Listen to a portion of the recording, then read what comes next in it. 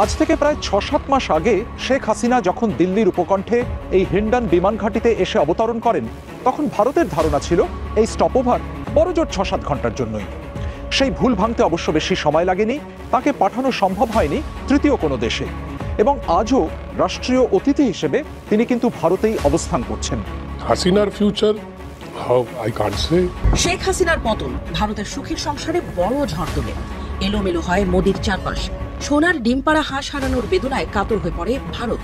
শুরু হয় প্রতিশোধ নেবার পালা। বাংলাদেশকে কোণঠাসা করতে নানা ফর্মুলা নিয়ে হাজির হয় ভারত। বন্ধ করে দেয়া হয় ভিসা।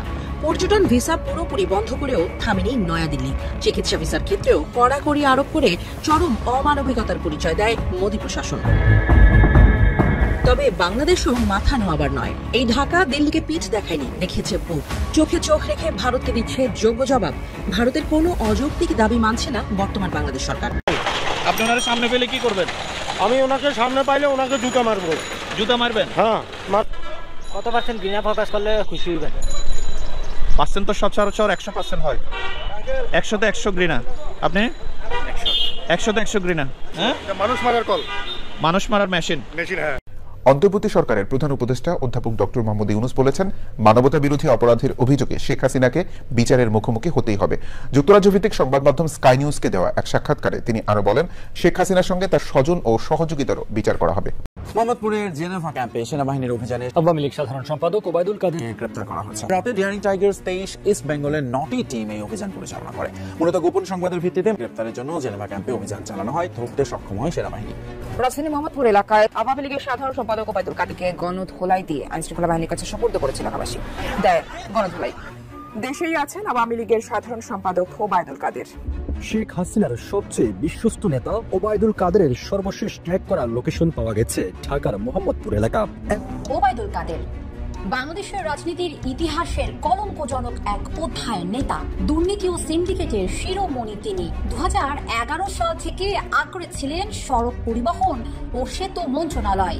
2016 সাল থেকে আওয়ামী লীগের সাধারণ সম্পাদক। দীর্ঘ সময়ে মন্ত্রণালয় ও দল দুই জায়গারই সর্বনাশ করেছেন এই কাদের। আসসালামু আলাইকুম দর্শক, নতুন একটা নিউজে আপনাকে স্বাগতম। প্রিয় দর্শক, বাংলাদেশের ভিসা বন্ধ করে নরেন্দ্র মোদীর নিজের গলায় ফাঁস দেওয়ার ঘটনা, ডক্টর মোহাম্মদ ইউনূস ও আন্তর্জাতিক চাপে শেখ হাসিনাকে বাংলাদেশে ফেরত দিয়ে ফাঁসির সাজা দিতে ভারতের নতুন পরিকল্পনা ফাঁস, আওয়ামী লীগ নেতা ওবায়দুল কাদেরের খোঁজমেলা ও বাংলাদেশে লুকিয়ে থাকার ঘটনা ও প্রেক্ষাপট নিয়ে করা আমাদের আজকের ভিডিওটি অত্যন্ত গুরুত্বপূর্ণ।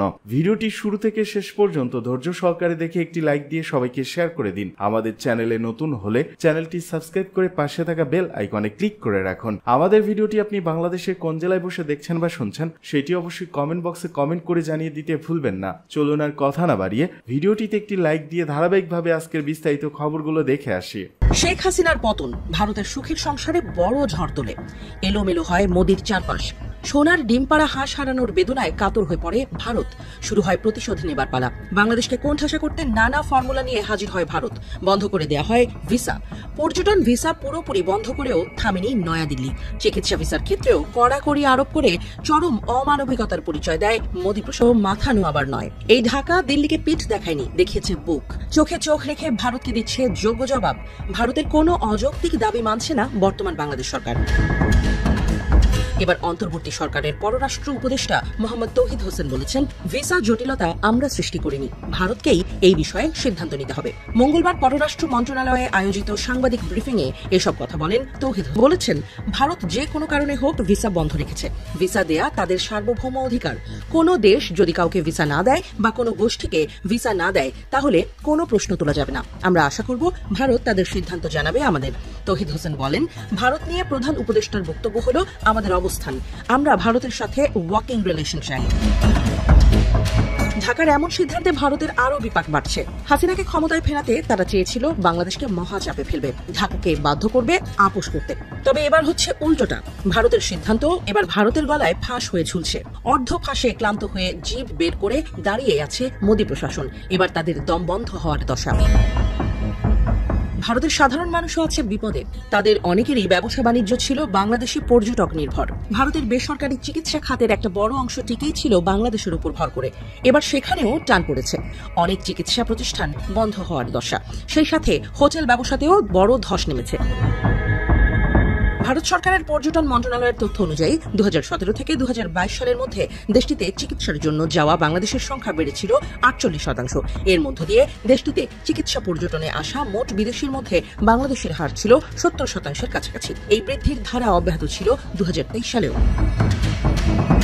দেশটির সরকারের এক প্রাক্কলিত তথ্য অনুযায়ী ওই সময়ও দেশটিতে চিকিৎসা নিতে যাওয়া বিদেশিদের মধ্যে বাংলাদেশের সংখ্যা ছিল 70%-এরও বেশি। একই সঙ্গে 6 বছরের ব্যবধানে দেশটির চিকিৎসা পর্যটন খাতে বাংলাদেশের চিকিৎসা গ্রহীতার সংখ্যা বেড়ে দাঁড়িয়েছে দ্বিগুণেরও বেশি। তথ্য অনুযায়ী 2017 সালে ভারতে চিকিৎসা নিতে যাওয়া পর্যটকের সংখ্যা ছিল 4,94,765 জন। এর মধ্যে বাংলাদেশের সংখ্যা ছিল 2,21,694 জন, যা ওই বছরের মোট চিকিৎসা পর্যটকের 44.8%। 2022 সালের মধ্যে চিকিৎসা পর্যটকের সংখ্যা কিছুটা কমে নেমে আসে 4,74,681 জনে। যদিও এ সময়ের মধ্যে দেশটিতে চিকিৎসার জন্য যাওয়া বাংলাদেশের সংখ্যা ব্যাপক মাত্রায় বেড়েছে। 2022 সালে এই সংখ্যা ছিল 3,27,055। চিকিৎসা পর্যটনে আসা মোট বিদেশির মধ্যে এই হার দাঁড়ায় 69%। তবে 2024 সালে 5 আগস্ট গণ অভ্যুত্থানের মুখে তাড়া খেয়ে পালিয়ে ভারতে আশ্রয় নেন হাসিনা। তারপর থেকেই ভারতে বাংলাদেশি রোগী ও পর্যটকের যাওয়ার হার কমেছে ব্যাপকভাবে। তারপর থেকেই বিপদ ঘনাচ্ছে ভারতের। আজ থেকে প্রায় 6-7 মাস আগে শেখ হাসিনা যখন দিল্লির উপকণ্ঠে এই হিন্ডন বিমান ঘাঁটিতে এসে অবতরণ করেন, তখন ভারতের ধারণা ছিল এই স্টপওভার বড়জোর 6-7 ঘন্টার জন্যই। সেই ভুল ভাঙতে অবশ্য বেশি সময় লাগেনি, তাকে পাঠানো সম্ভব হয়নি তৃতীয় কোনো দেশে, এবং আজও রাষ্ট্রীয় অতিথি হিসেবে তিনি কিন্তু ভারতেই অবস্থান করছেন। হাসিনার future, how I can't say.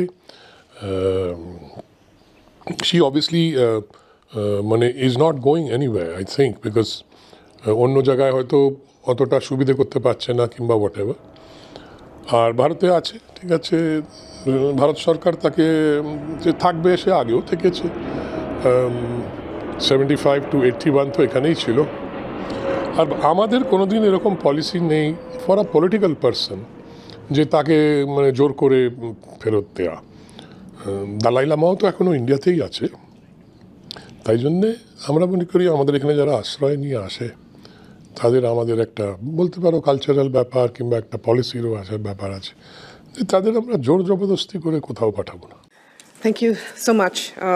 এই দিল্লি শহরেই আবার শেখ হাসিনার মেয়ে সাইমা ওয়াজেদের অফিস, যেটির এখন স্থায়ী ভবনের কাজ চলছে, এবং এখানেই বিশ্ব স্বাস্থ্য সংস্থার দক্ষিণ পূর্ব এশিয়ার রিজিওনাল ডিরেক্টর পদে তিনি কর্মরত। তবে মামের ইচ্ছে যাই হোক, নিয়মিত দেখা হলেও একসঙ্গে বা একই ছাদের নিচে তাদের থাকা কিন্তু সম্ভব হচ্ছে না। কারণটাও সহজ, সাইমা ওয়াজেদ জাতিসংঘের একটি গুরুত্বপূর্ণ পদে রয়েছেন, আর শেখ হাসিনা এদেশের অতিথি ভারতের রাজনৈতিক সিদ্ধান্তে। এই 7 মাসে আমরা দেখেছি যে প্রধানমন্ত্রী শেখ হাসিনা, পূর্ব প্রধানমন্ত্রী বাংলাদেশের, উনাকে অনেকবার সোশ্যাল মিডিয়াতে স্পিচ দেবার একটা অ্যালাওয়েন্স দেওয়া হয়েছে। এই নয় যে উনি এখানে চুপ করে বসে আছেন, ভারতের সরকার এটা নিয়ে কোনো মন্তব্য করেনি। কিন্তু আমরা এটাও দেখেছি যে ভারতের সরকার শেখ হাসিনাকে অ্যালাউ করেছে যে উনি সোশ্যাল মিডিয়া প্ল্যাটফর্ম ইউজ করতে পারেন, নানান ধরনের এক্স হোক, ফেসবুক হোক, নিজের উনার যা বলার আছে তা বাংলাদেশিদের বলতে, এবং পার্টিকুলারলি আওয়ামী লীগের সাপোর্টারদের বলতে। কিন্তু আমরা এটাও জানি যে উনাকে এখানে একটা সাংঘাতিক প্রোটেকশনের মধ্যে রাখা হয়েছে, এবং খুবই কম সংখ্যক লোক উনার সঙ্গে দেখা করতে পারে। শোনা এটা গেছে, আমরা সোর্সেসের থ্রু দিয়ে জানি যে প্রধানমন্ত্রী নরেন্দ্র মোদী কি national security adviser Ajit Doval, উনি একমাত্র দেখা করেন, ইনারা দুজন দেখা করেন উনার সাথে, তাও খুব কম সময় যখনই কিছু একটা ইম্পর্টেন্ট পার্টিকুলার ইস্যু থাকে। এর মাঝে দেশি বিদেশি নানা সংবাদ মাধ্যমে লেখা হয়েছে শেখ হাসিনাকে নাকি রাখা হয়েছে লুটিয়েন্স দিল্লির কোনো বাংলোতেই, এমনকি মাঝে মাঝে তিনি হাঁটাহাঁটিও করছেন দিল্লিতে মর্নিং ওয়াকারদের স্বর্গ বলে পরিচিত এই লোধি গার্ডেনে। তবে এখানে রোজকার ভিড় দেখে যে কেউ বুঝতে পারবেন যার প্রতিটি পদক্ষেপ ঘিরে কঠোর গোপনীয়তা, তার পক্ষে এখানে আসা সম্ভব নয় কোনো মতেই। ভারত শেখ হাসিনার সব রকম দায়িত্ব, মানে ওনার সুরক্ষা থেকে শুরু করে বাকি ওনার যাবতীয় যা যা দরকারি সেগুলো সবই ভারত নিয়েছে, এবং তার সবচেয়ে বড় প্রমাণ হচ্ছে যে ভারতের গণতন্ত্র বা আমাদের যে সংসদ, সেখানে যারা ক্ষমতায় আছে বা বিপক্ষে দুটো দলই এক কণ্ঠে স্বীকার করেছেন যে শেখ হাসিনা আমাদের অতিথি, উনি যতদিন ইচ্ছে চান উনি ভারতে থাকতে পারেন। আর আমি এখানে একটা উদাহরণ দিতে চাই, যেমন কোভিড মহামারীর পরে আমরা দেখেছিলাম লকডাউনের পরে, তো হয়তো ভবিষ্যতে শেখ হাসিনা এখন যেভাবে তথ্য প্রযুক্তির মাধ্যমে উনি বিভিন্ন ভাষণ দিচ্ছেন ওনার কর্মীদের বা দলের যারা অন্য সঙ্গী বা নেতা আছে তাদের সঙ্গে যোগাযোগ করার জন্য, ভবিষ্যতে হয়তো এটা আরেকটু আনলক হয়ে আমরা অন্য মাধ্যমে ওনাকে অন্য রূপে হয়তো দেখতেও পারি। আজ প্রায় 7 মাস পরেও এই প্রশ্নের সঠিক উত্তর আমাদের জানা নেই, শেখ হাসিনা তাহলে আছেন কোথায়? হয়তো এই মিরাট সেনানিবাসের ভেতরে কোনো সেফ হাউসে, হয়তো নয়, কিংবা হয়তো মানেসারে কোনো আধা সামরিক বাহিনীর গেস্ট হাউসে, কিংবা সেটাও নয়।